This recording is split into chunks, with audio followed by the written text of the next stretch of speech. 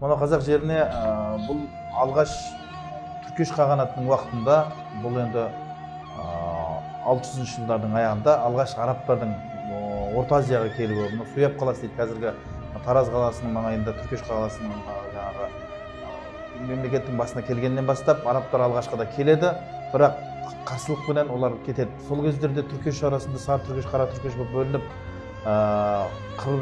бөлініп өз араларында билікке таласып отырған кезінде қытайлардың келуіменен бұлар өздерінің сол Қытайға қарсы шығуға шамасы келмейтінін білгеннен кейін әлгі келген араб әскерлерінің қайтадан дипломатиялық келісімге келеді.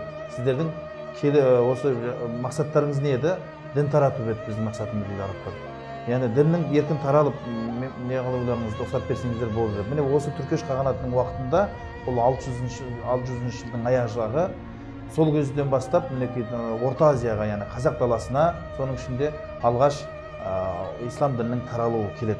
Ал енді одан сол алғашқы мешіттің де осы салынуы осы Тараз қаласында, алғашқы мешіт осы Тараз қаласында салынады.